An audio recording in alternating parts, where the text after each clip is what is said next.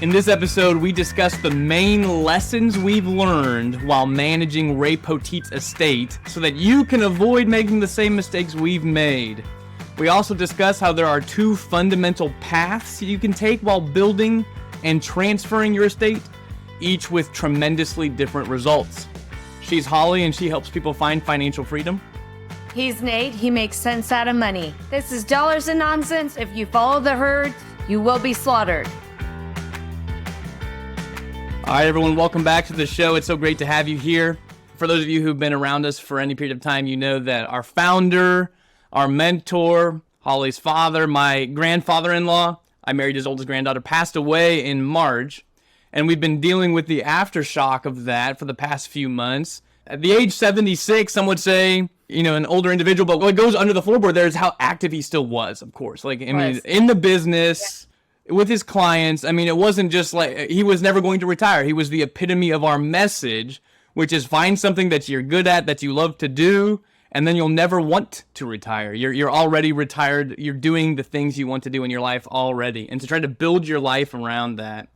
So with all of that being said, though, with all of this aftershock, we've also been dealing with his estate and managing his estate, and we've definitely learned the hard way some lessons that we would hope you can avoid, at least mistakes that you can avoid that we saw in his life. But it's also shown a light on an ideal way to build an estate. So even though there was some mistakes made, it was so close to being perfectly built to where exactly the way I would want mine to be built. And so that's really what I'm trying to describe in this, is there's kind of three main points we want to focus on today, Holly. You could say there were some mistakes made, but there was also some this is the ideal way to do it at the same time. You just got to kind of dot your I's and cross your T's a little bit better than maybe was done every single time with inside of Ray's estate. So I guess we can dive in, Holly. Yeah. I think, Nate, the beauty of this is that because of his passing, it put into motion some ideas or concepts even for you that you've really processed and created. And I want everybody to understand we're still dealing with this and going through it, but it actually was created a way of how you can actually leave a legacy. But Nate, with just how your mentality has to think now and in the future, no matter what your age, these are things you should be thinking about now rather than later. So I would say the very first one, Nate, we probably already knew before this, and maybe have not talked about it, but we probably preached it a few times, is avoid probate at all costs. Yeah, avoid probate at all costs, that's for sure. And thanks for that, by the way, Ollie, too, just whenever you brought up. It is true that just dealing with the passing of Ray has given me a whole new perspective on how I want to build things for my family. Some of which I learned directly from him, but some of which I learned by saying, I think if he did this a little bit differently, it would have been better. And that's first off, of course, and this is just estate planning 101 to some degree, is what we've learned. Avoid probate at all costs. And so, essentially what that means to the world is that if you pass away and you have assets owned in your personal name, just owned by you personally, and you pass away, then they're to be transferred through the probate process. And the probate is a painful process. It can be expensive, it's time-consuming, it's inefficient. Anytime you deal with the government, you're going to get all of that. And so the government essentially gets to decide what happens to your money in the probate process. And so, of course, you may have a will established. If you don't have a will, you need to get a will, written. And that's supposed to direct the probate officer, but that's not airtight. A will is not totally airtight. And so what we've found with Ray is while he did have businesses and he did have trusts established, there was still plenty of his assets that did not live inside of the business or inside of the trust, which has created a bit of an issue because money can be frozen. You can't touch certain money. It's got to wait until it goes through the probate process. You got to wait for the autopsy. You got to wait for the death certificate. You got to wait for all of these things to take place before you can actually start moving with the money. So we've learned, I guess, kind of the hard way from dealing with Ray's estate, that how important it is, and it's estate planning 101, but the goal would be, for all of you listening now, is to start moving your assets into a trust. It doesn't matter what age you are. Just get used to that process of And it doesn't have to be a complex trust to start with, of course. It can just be your trust can own your car, your trust can own your house, your trust can be on your bank accounts, and you just start operating through the trust, which really just means if you passed away and you had no assets personally, they were all owned by the trust, you essentially don't own anything. You control everything in the trust, but you personally don't own anything, which means all of your assets can bypass the probate process, which is going to be a huge, tremendous value for the next generation. Well, and Nate, I want to jump in here and say too, not just with the trust, but this is also why I'm just going to say if you own policies and you're the only owner on that policy, like I have kids, Nate, you have kids, that you also name a contingent owner on those policies, because if you don't name a contingent owner, that can become part of probate. I guess one thing I would say too is, Holly, what you're talking about with contingent owners, if you own policies on other individuals, right? Yes. So you might be the one who's managing the banking system, and you've got policies, but you've got policies that you own on your spouse, you got policies you own on your children, you got policies you own on potentially other people. And if you were to pass away and you're the only owner, then the next owner is kind of going to be decided by the probate process.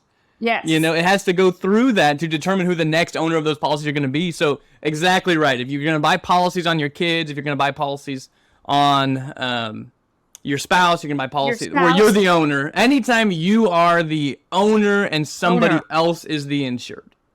If you're the owner and the insured, then of course, whenever you pass away, it doesn't matter because the death benefit is going to go to your beneficiaries and there's no probate process at all. So you don't need to name a contingent owner for policies where you are both the owner and the insured. Because if you pass away, the death benefit is going to be sent straight to the beneficiaries, bypassing all probate.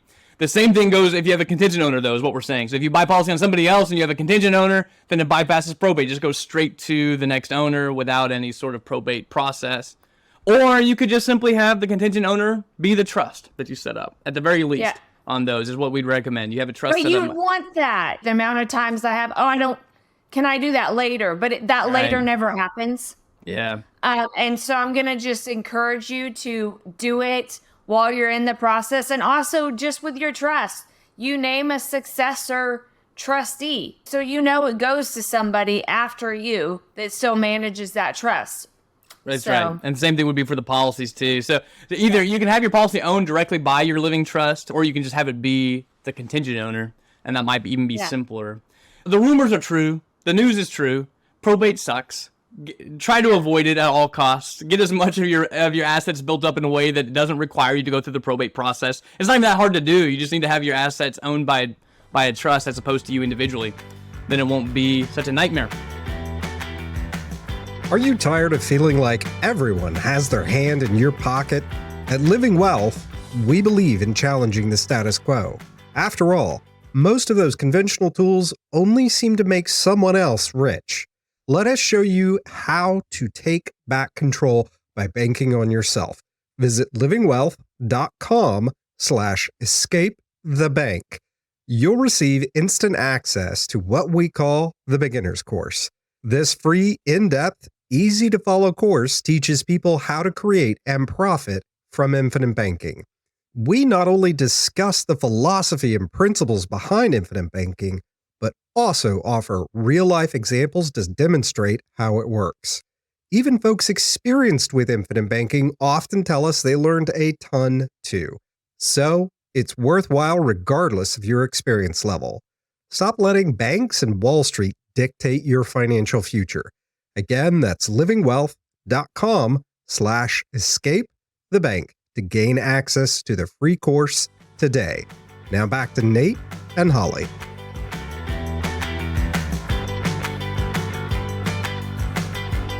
So that's the first thing we've learned. The next two things I want to kind of unveil are more deeper, strategic things. You're going to have to adopt one of these two methods in your life, and just be sure that you're adopting the right one for you. So, and the second thing I've learned is that you really should choose while you're alive that there's or at least understand this and then make a choice. So understand that there's essentially two paths for your estate transfer to take place. There's two paths. One is what I can call the family office estate transfer, and the other one can be the asset distribution estate transfer. So there's going to be two paths you can go down. And the default one that everyone really hears about is really just the asset distribution estate transfer. So that means essentially whenever you pass away, your trust or your will or whoever or the executor of your estate, whatever it is, all that's really going to happen in the asset distribution method is whenever you pass away, the next generation is just going to kind of split up the assets. So if you've got some policy death benefits, if you've got some stocks and bonds and mutual funds or retirement program, you got some real estate, and really the whole estate transfer thing is just going to be how to equitably distribute those assets to the next generation. That's the default way. It's okay, and it's fine to do it that way, but that way has some repercussions. And the repercussions are that, let's say you have $5 million estate, and you have 5 kids, then your $5 million shrinks down to $1 million to each person. Then they each manage their own individual money, and it may not grow accordingly. And so this is kind of contrasted. So the estate distribution, the asset distribution estate plan is kind of the default. It's what we're all familiar with. We're just leaving money for our kids. You and I, the average Joe, we do the estate distribution. We don't think about we've just divided and conquered. The wealthy or rich or individuals who really understand how money works actually do the second one that Nate's going to talk about. But my dad would say this, Nate, I don't know if you ever remembered this, where he said the worst thing that Sam Walton ever did was die because it was distributed through his family and it was like quartered off. Yeah, right? He would say that Sam Walton was really the wealthiest guy in the world, and the only thing that stopped that was that now there's 3 or 4 heirs who received all of it. And so if you add them all together, changed that dynamic. Not always do the wealthy do it, but most of the wealthy have this concept that I'd never even heard of that Nate's going to talk about. So what's our second? And I'm going to say I think the better option if you're building wealth. Yeah, it depends on your goal. So, and I'm going to talk about the family office estate plan. If you've been around for a while and you're trying to build wealth, you've probably heard of the idea of having a family office. Maybe not. And I'm not even trying to pitch starting a family office per se. I'm just saying that is the concept. And so the difference between the traditional, whenever I pass away, I want my money to go to a trust, and then the trustee's just going to distribute the money to my various heirs, and it'll just be liquidating the estate and transferring it to the next generation. That's the default. The family office plan is really when you intend to keep the estate intact and to run it more like a business in perpetuity. So you leave, let's say we have a $5 million estate, you leave that estate in a trust system where your intentions for the estate is for someone to run it like a business and to grow the estate to benefit the heirs. So of course you can say that it's going to produce a more complex end result, but that's one of the things we've been learning while dealing with Ray's estate. So here's a couple of things we've learned. Yeah. First off, his estate was complex. It wasn't simple.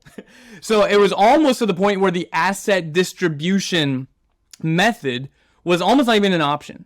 And so you'll find this more and more, the more complex someone's asset configuration is, the more they want the family office, the more it makes sense to have the family office method, because it's actually difficult to distribute the money if it's more complex. So Ray had businesses. He owned different businesses. Ray had investments that weren't just, investments in business interests. He had a lending business where a lot of his funds were going through. So it's not just like dying with $8 million in a stock brokerage account to distribute to everybody. There's businesses that still need to be run.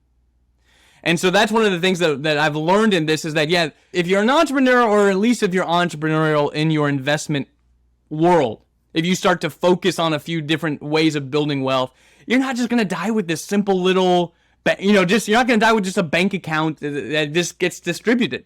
So you should lean more towards the family office estate planning thing, which is essentially saying, I want this to be run like a business that produces profit that is then distributed to my heirs as the machine continues to work, versus just liquidating everything, distributing everything, and then they're on their own. It'd be more like, okay, what if we could have the the $5 million produce $500,000 to $700,000 of profit every year by how we invest it. Someone's got to be in charge of that. Someone's going to run it like a business, and then that business produces profit, and the profit gets sent to the heirs.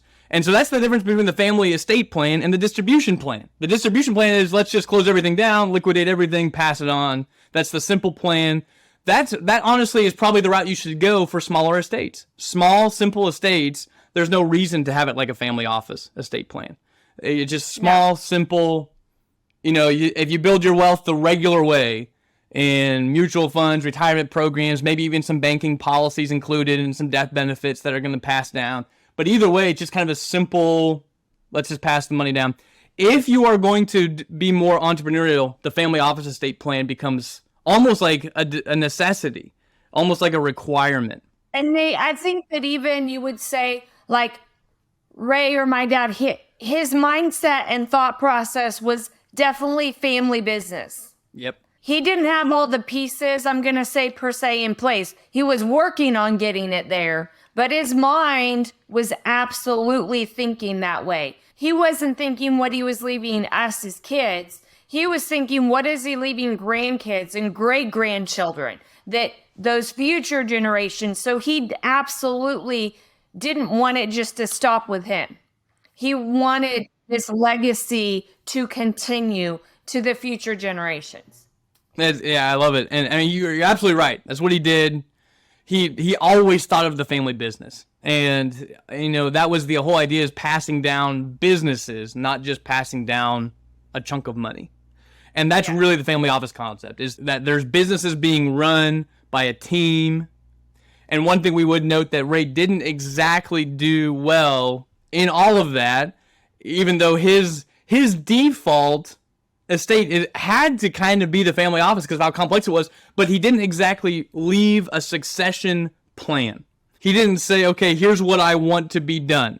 Here's who I want to run this. And there was not actually a true succession plan in place. So that's one more recommendation of lessons we've learned. Whether you own a business or whether you're going to operate with your vision being, hey, I don't just want to die and just leave my family some cash and liquidate it and distribute. I actually want to build a generational wealth system, more the family office thing, where we're not just distributing money to everybody, where it's meant to grow. If you're going to do that, you're going to need to leave some plans in place for how and who should be running those types of things, and what their goals should be, what their North Star should be. So I think there's really two paths for estate transfer. So the estate can be transferred in the family office style or in the asset distribution style. The next thing I wanted to talk about, Holly, was that while there's also two, and this correlates the same way, but while there's two transfer options, there's also two estate building paths. And I think you can go along with what we've been saying for quite some time. I think one really goes into what we've been saying. It's retirement planning, right? And the other one that Nate came up with, which I love, new concept, Nate Scott concept, but brilliant, is empire building. Right. And most of us currently today are in the retirement planning. That's our mindset. That's what we think of when we're building something for the future. We are retirement mentality. Well, that's what we've been forced to. If you've been around us, that's not us, but majority of what the world is today and how we've been trained to think and talk and process is you grow up and then you get a job and you work really hard to be able to retire. Yeah. And then you hope you have enough money to live on that you don't have to go back to work. And you might leave a little bit to your family. Yeah. And so exactly and even right. in talking with clients yesterday, exactly the same, Nate. Oh, we got all this retirement money. Well, we just want to leave it in the bank and live off the interest.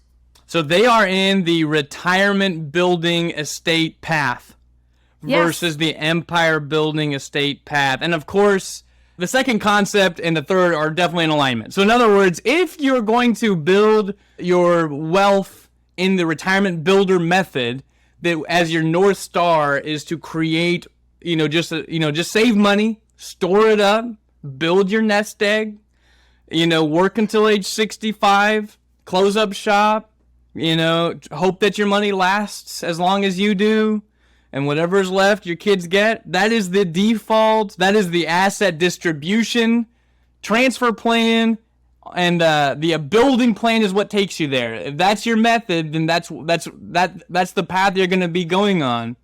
And what I would put forth, and what I am focusing on myself, is not the retirement building method. It's what I call the empire building method.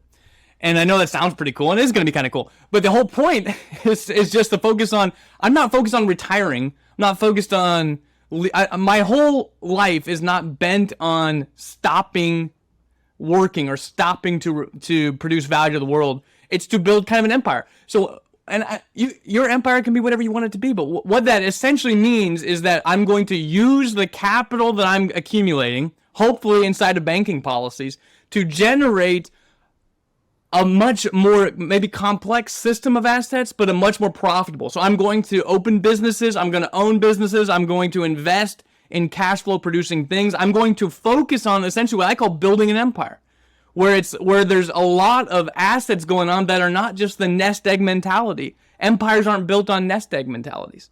Empires are built on business and entrepreneurial concepts. And as I've been saying many, many times, so two fronts. First off, if you are already an entrepreneur, you should not be building wealth on the default trajectory, because your life is different than the default trajectory. You don't have a job. You don't have a job. You shouldn't be putting money in retirement programs. You should lock into your unique ability to produce value to the world and to build wealth. You've already proven you can do it with the business you already started. So continue along what I call the empire builder track. That's what you've already going on. Don't divert your attention to the retirement building track. But secondly, if you are not an entrepreneur and you do have a job, that's fine. If you want to get off of the job, leads to the retirement building estate process, and then leads to the asset distribution end. And that's just the path that you're going to be on no matter what.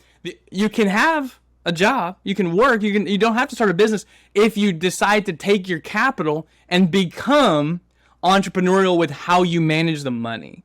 So you essentially create businesses by how you invest, and you create your thought process isn't so focused on setting money aside and earning some interest and earning a rate of return, but it's how do I build a business. And that's what I think separates, let's say, people who get into real estate, who think of it as just an investment, a very passive, like I'm just going to invest a little money over here, versus people who actually say I'm going to build essentially a business out of this. I'm going to follow the Robert Kiyosaki method of I'm going to become a type A investor. I'm going to become good at this, and I'm going to create wealth for the long term. So I've been talking for a while.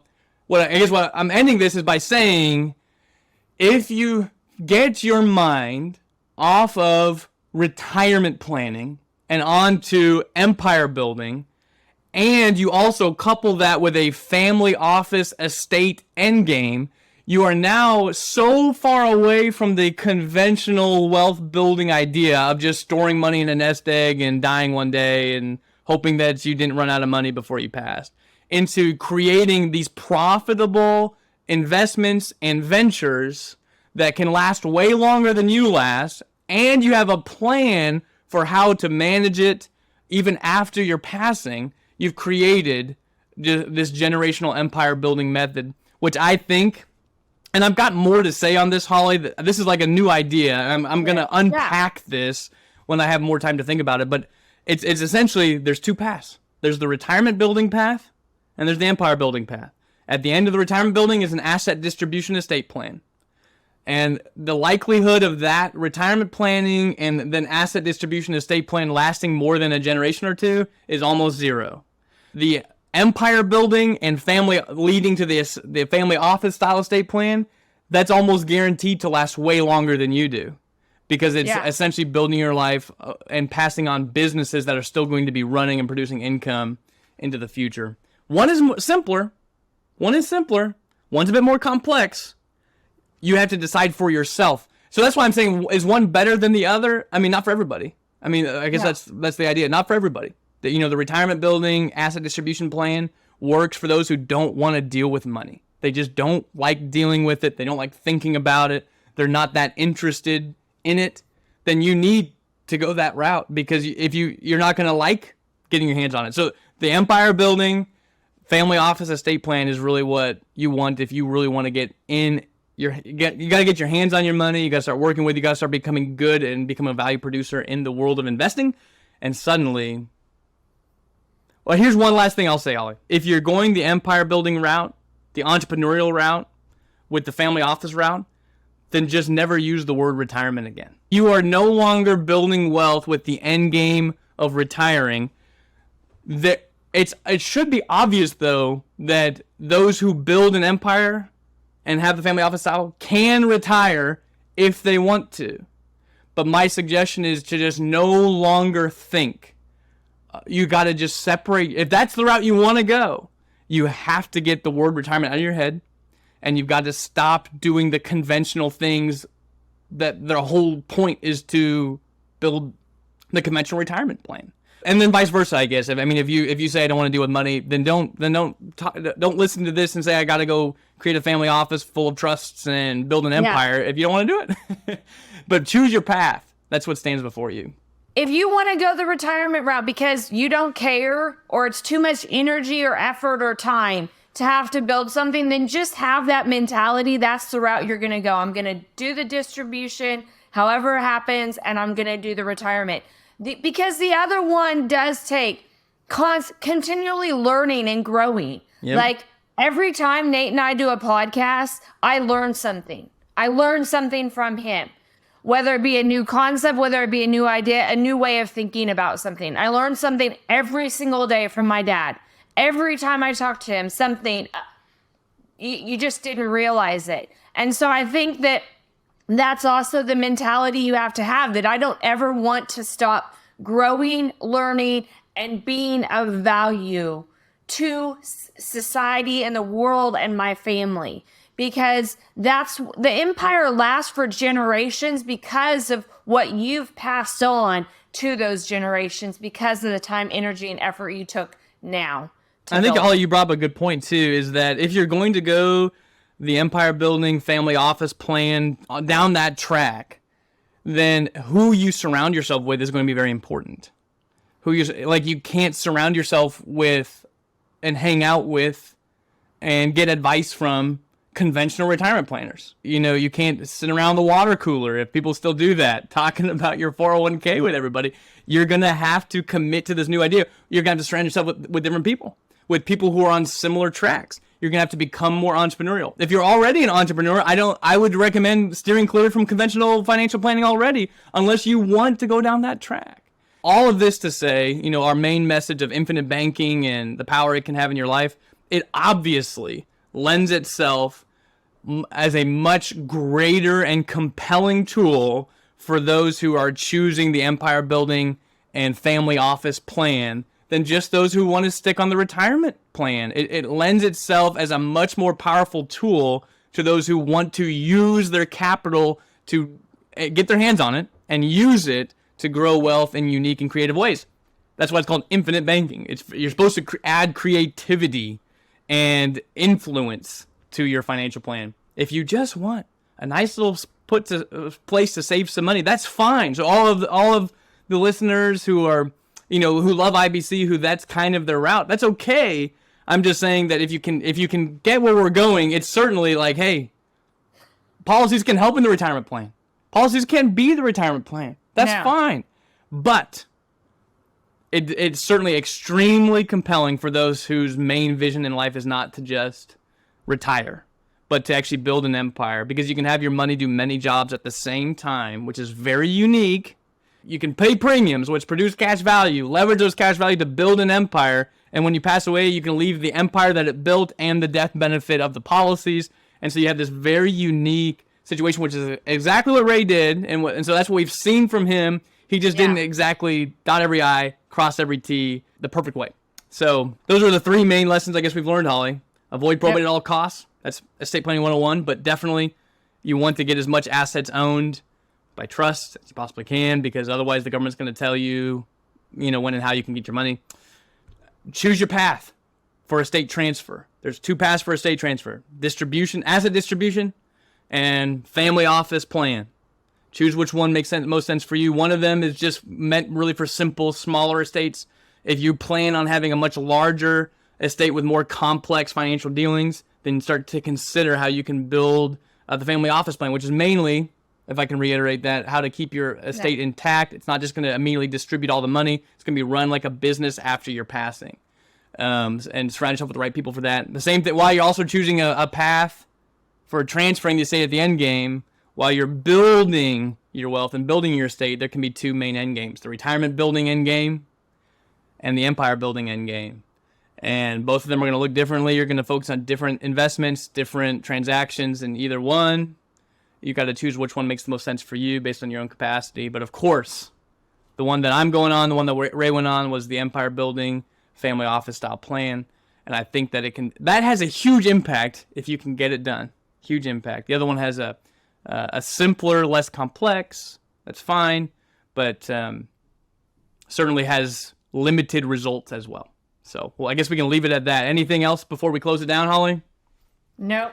All right. That's good. Well, it's been fun as always. And by the way, as I'm mentioning over and over again, we're pouring a lot of time and energy into producing really high value content.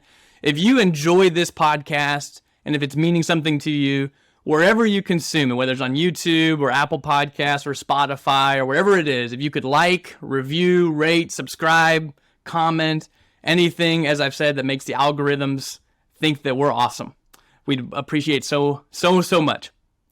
This has been Dollars and Nonsense. If you follow the herd, you will be slaughtered.